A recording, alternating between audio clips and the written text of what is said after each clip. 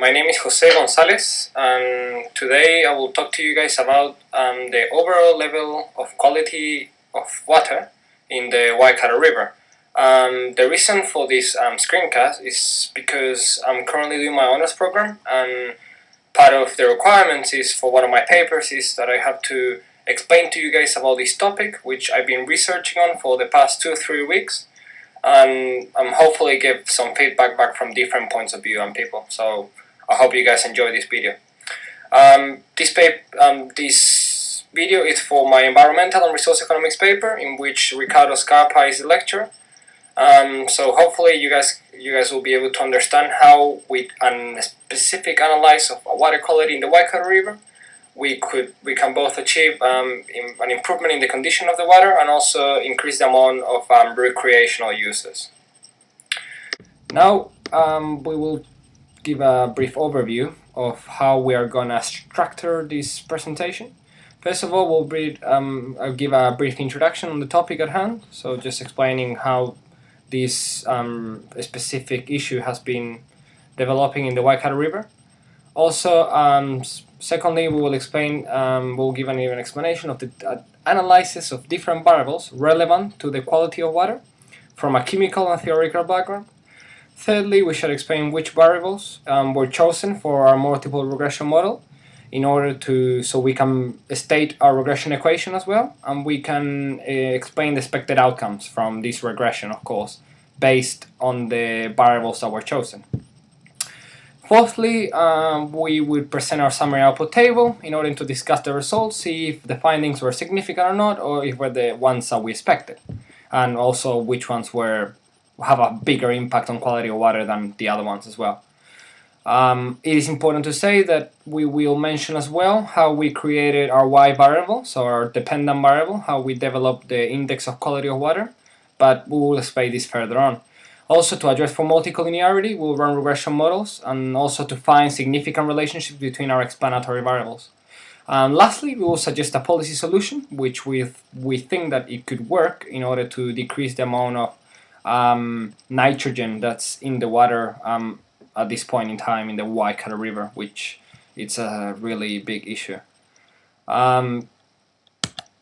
So in terms of the introduction, water quality has been affected directly or indirectly in the Waikato River in the past 20 to 30 years, let's say, and from a source and non-source contamination point.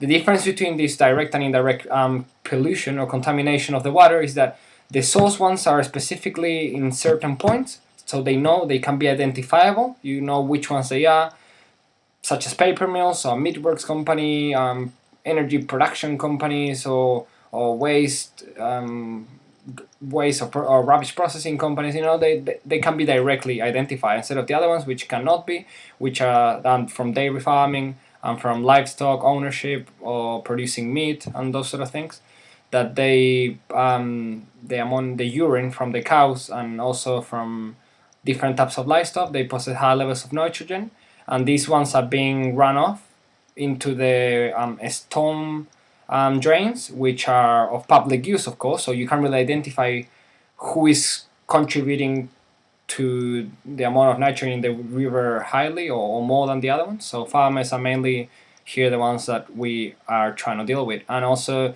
a study by the Regional Council say that 70% of nitrogen comes from no-source contamination points.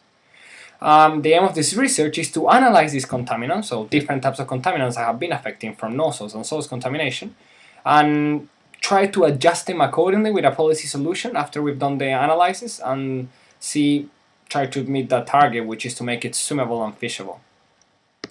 Okay, so firstly what we did was an analysis of different variables relevant to water quality. This analysis was done from a theoretical and a chemical background, which means that we used a study from the Regional Council, over 20 years of data on all different variables that are important to quality of water. And we also try to identify how they correlate to one another and why practically do they affect do they affect the quality of water as well. So the study was done over yearly trend slopes, which means that how have they increased or decreased year to year, and Also, we were able to correlate them with one another because the results are for every single variable, such as temperature, total nitrogen, total phosphorus, chlorophyll, and ammonia, arsenium, so many other ones. With this insight, we will be able to expect to understand how these ones will be important for our model.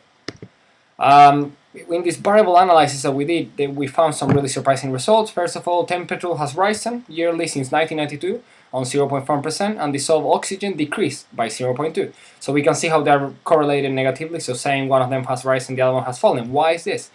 Temperature, in higher temperatures, is a lot harder for trouts to live in, and the reason why is because trouts live in colder waters, and colder water possesses more dissolved oxygen than higher temperatures, according to to Janssen, which is one of the studies that we looked at. He was talking about how these ones are really highly correlated in that way. Well, so we can see why one of them will go up and the other one will go down, drop, according to the study performed by the council as well. Turbidity and visual clarity are both correlated. Why is this? So if we have increasing turbidity, which is usually seen as the amount of mud and and also there is particles which will disallow an average human being to look through the water. So the water is turbid, so it's being mixed more, which is usually caused by a lot of rain and those sort of things. So visual clarity, of course, will drop if turbidity increases. Visual clarity means for human beings they won't be able to see as easy as they can.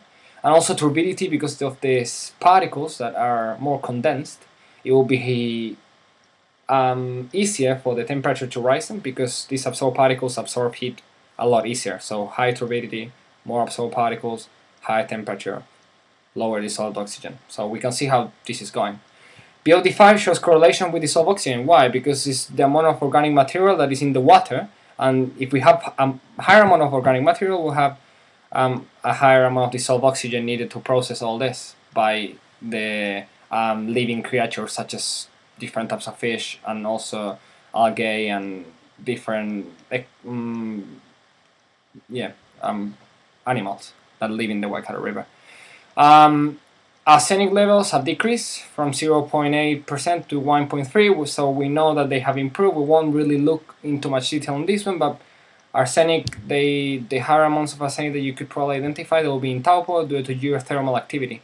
It's important to say that this new positive correlation that we'll find between nitrogen, temperature, turbidity, and dissolved oxygen will be just how we're going to put it now. High amounts of nitrogen will encourage an overgrowth of algae and plants, which they will demand too much dissolved oxygen, so they will deprive fishes and other animals from getting it, so the amount of dissolved oxygen will drop significantly, which is exactly what we saw as well, that it has dropped throughout the past 20 years.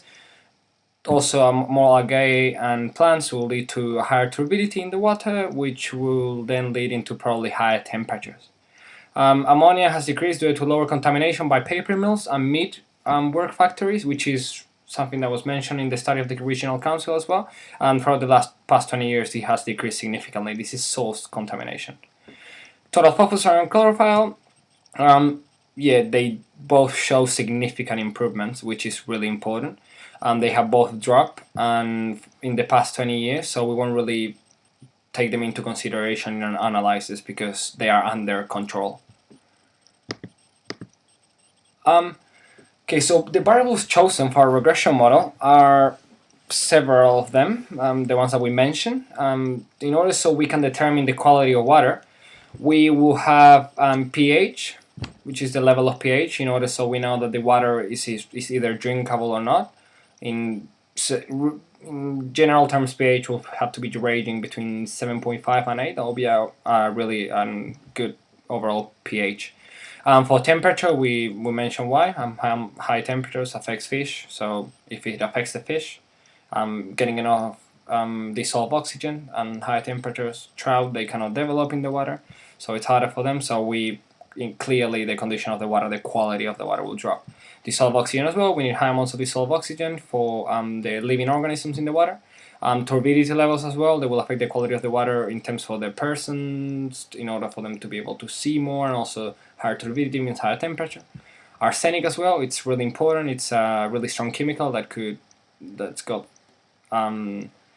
mineral qualities in a certain way, but in too much amount, in a really big amount, it can be real negative for the quality of water. Ammonia, we have the same problem with ammonia as well. In high amounts, it can be jeopardizing for people's health, which means that high levels if a water processes high levels of ammonia, the water will be less likely to be swimmable, drinkable, or even used to host your garden. Even like it's a really strong component. We got total phosphorus, which works just like arsenic and ammonia. In higher levels, it affects negatively quality of water. Then we got chlorophyll A, which is sort of the same. We've got total nitrogen, which we already looked at. That total nitrogen, the qualities that nitrogen has, how it would affect. It would encourage overgrowth of certain living organisms in the water, which deprive other ones from having enough dissolved oxygen. Also, total nitrogen is really bad to have in water that you're in contact with. And then we have biodegradable oxygen demand, which is the amount of dissolved oxygen that the different living creatures will demand in the water. And if it has decreased significantly, but we'll still consider it because we know that's correlated with dissolved oxygen. So all these variables are important factors when analyzing the overall quality of the water, which is really important to mention, and also their relevance in the past 20 years makes them indispensable when calculating their impact on the water. Okay, so the way we want to explain our expected outcomes is that the quality of the water is going to be our y variable, right? So it's going to be our dependent variable, depends on how all the independent variables behave and how they increase or decrease. And in order to analyze them, we needed to know the theoretical and chemical background that we gave, because otherwise, why would they be relevant to the model if they don't really indicate something that's related with water quality? So the expected answer is that a unit increase in xi, so xi can be any of our independent variables. These are the ones that we expect that are on the right hand side in the diagram. So a unit increase will expect increasing pH, decreasing quality of water, increasing temperature, decreasing quality of water, increasing dissolved oxygen, increase in quality of water, because we know if there's more dissolved oxygen, there's going to be more living organisms in the water. Then increasing arsenic, decreasing quality of water, increasing total phosphorus, decreasing quality of water, increasing chlorophyll A, decreasing quality of water, increasing total nitrogen, decreasing quality of water, and then increase in biodegradable oxygen demand as well will be a decrease in quality of water. So these are the expected outcomes. We put them in this visual with this visual diagram that is probably more attractive to the eye, so people can actually understand what we mean by it.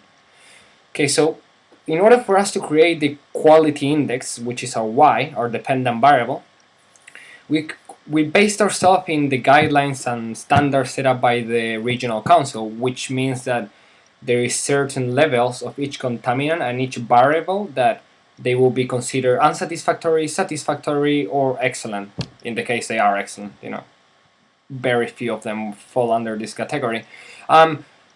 So as we said, a pH between about 7 and lower than 8, it will be considered excellent. Same as so we have here all the different parameters that we need to follow, right? So to create this quality index, we use the if and then logic test in Excel, and we were able to identify all across the sample, which is this sample, the sample data that was gathered from the study of the regional council that was performed, the more recent one, it was done over an entire year in every single month, and the sample was taken at different source, different sample site, and what they did is that they calculated the different levels for the different contaminants and different chemicals and different variables, temperature and all that. So what we did is that we gave a level of quality for every sample point, for every data point. So let's say an example would be there was a sample taken in Taupo at 1st of March of 2011, and they took from this sample, they analyzed the levels of pH, temperature, dissolved oxygen, turbidity, arsenic, ammonia, total phosphorus, chlorophyll, total nitrogen, and BOD5. what we did is that we gave each one of the results of the sampling, we gave it a quality level between 1, 2, and 3, depending on the parameters. We calculated this for every single sample point, and what we did after is that we calculated, and overall, in every sample taken, we calculated the average, and that's how we got our quality index, which is really important for our regression model and also for our further on analysis. It's really important to say that this is, we realized after several other tries that we had trying to use different methods that this one was the right one to use, so we could identify quality of water, and so we could use it for our regression. The outcome of the quality index analysis, this is a bit of a statistical summary. The mean was 2.226, which means that it's overall the quality level of water is in a satisfactory category according to the parameters set by the regional council. This is really important to understand. Also, if we look at the minimum and the maximum, we see that the dispersion is sort of spread evenly between the minimum weighted average of the different samples and the maximum of them. So, which is really good in terms of saying that they are all within this bracket between 1.6 and 2.9. None of them fall sort of more towards the one which is the unsatisfactory category, which is really poor level of water. So a significant improvement has actually been performed by the different authorities. Okay, so after we did this, we were able to give a variable to our y. We could regress all our independent variables with our dependent variable. It is important to say that the raw data was gathered from a report that it was used by the regional that it was published by the regional council in 2011 that analyzed the different levels of contaminants in the water in all across samples. This is the multiple regression output. This is the output that we got from running this multiple regression. What we found was really interesting because the signs of the different coefficients that we found at the end, they were all statistically relevant. So we can see the signs at the end of the probability that they are more than our t-value, which they are all less than, well, some of them 5%. The 3-star ones are the most statistically significant, which is below 1%. Yeah, so this we can see how the estimates and the signs of our coefficients, they are what we expected. So this estimate will be for temperature negative. We know that temperature rises, quality of water falls, which is what we expect in our regression model. Total nitrogen, the same thing. It goes for a rise in the nitrogen levels, makes quality of water fall. Same for, well, dissolved oxygen. We knew that they both had to move together. So if there was an increase in dissolved oxygen, increase in temperature, which is shown by the 0.035. Chlorophyll is a negative number, also just like arsenic. High turbidity as well. We created a dummy variable for this one, which is really important to mention because we run the model first, and just with the turbidity level, we got no statistical significance on this, so we created a dummy variable which was for all equals to 1, all the samples that were above 5 in the level of turbidity. For BOD5, for biodegradable oxygen demand, we got a negative coefficient, which is what we expected. For temperatures between October and May, we created a dummy variable because there was different parameters for between October and May, and then after, so between these two dates and the other 2 days, because it was summer weather, so it's hotter, and yeah. The intercept was 2.8, which is really good overall. And the statistical coefficients, we see our multiple R square 0.88. That's a really good R square, which means our independent variables really explain our dependent variable. Then we got our multiple R square, which is of, adjusted R square, which is of 0.869, which is really good.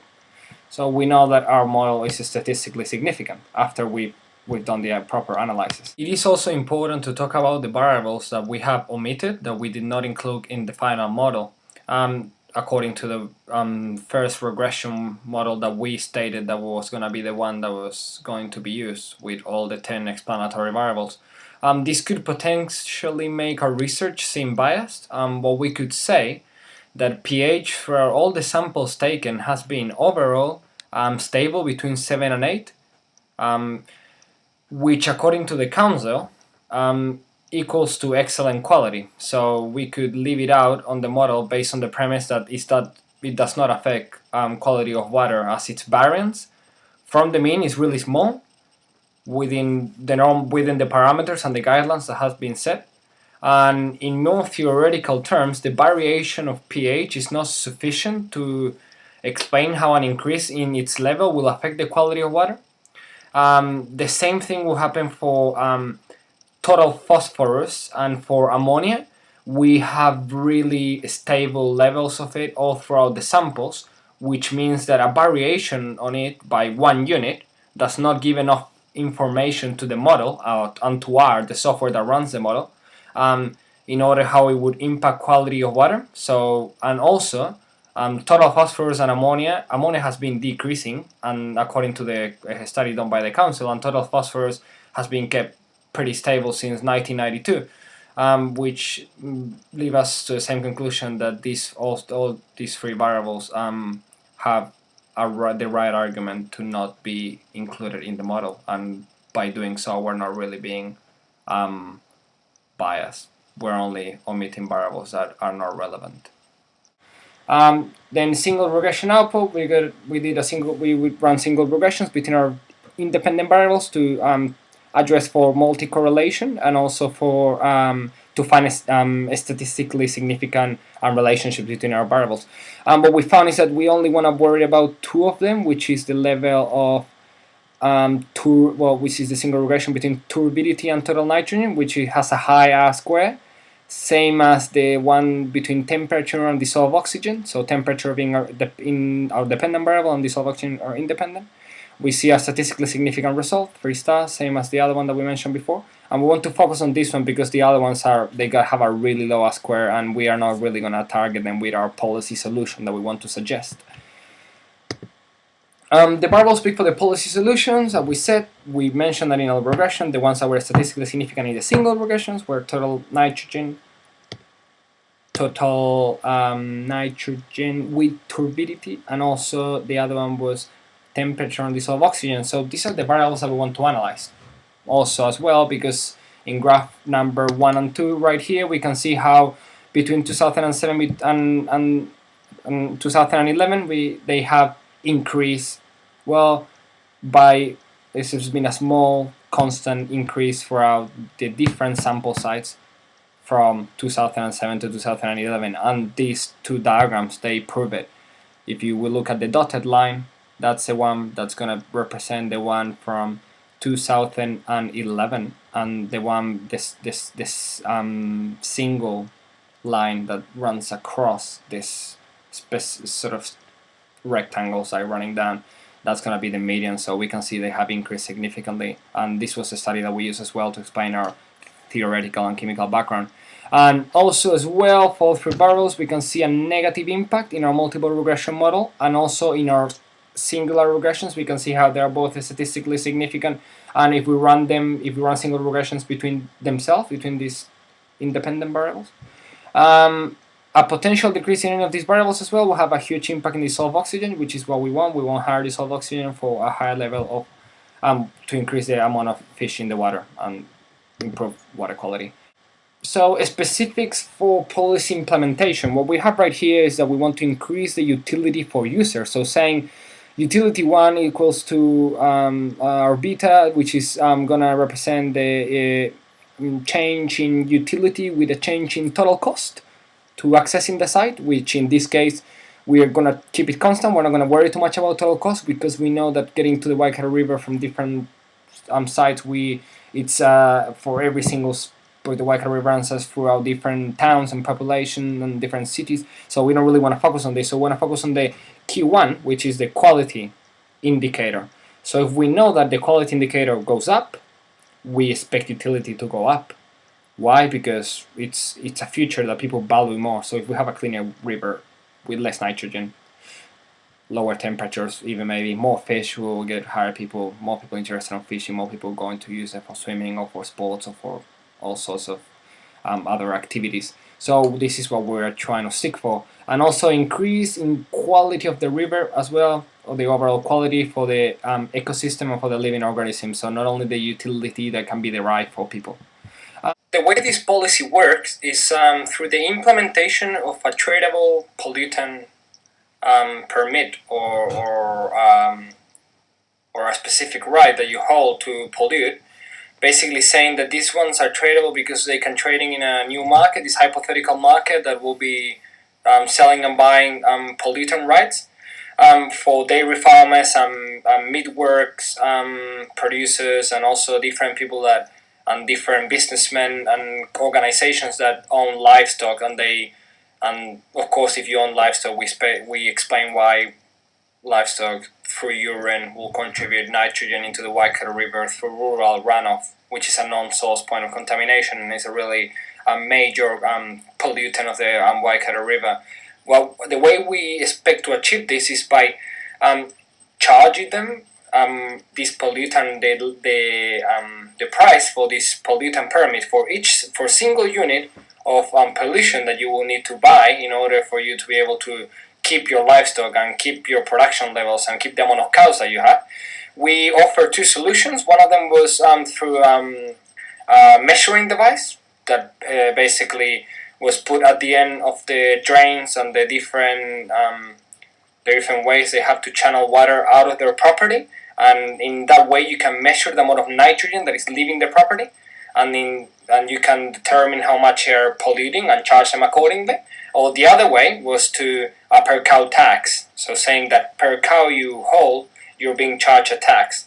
But instead, because we were talking about trading permits, we will expect this tax to be implemented as a tradable unit of pollution. So saying you have one cow, I have 20 cows, I will buy 20 units of pollution of tradable pollutants, of this permit, and you can trade them. So saying if one cow dies, or if you are only going to be using 10 of them, or you are selling the other one, you can sell also the right to pollute. Like this, what we expect to do, what we expect to achieve with this is to just hold a second, decrease the amount of nitrogen that will result in a chain reaction. What we mean by this is that because we're charging the directly the polluters and the major contributors to the contamination of the Waikato River in terms of nitrogen levels, we expect the nitrogen amounts to decrease because not everyone can afford it. Also, there will be that sort of negative externality that they're causing because of them producing meat or dairy products, which is on high level of nitrogen. We'll expect the nitrogen levels to decrease as well because there will be a higher government revenue in terms of the pollutant permits that they have to buy in order for them to be able to keep their productivity levels up and keeping their livestock within their property.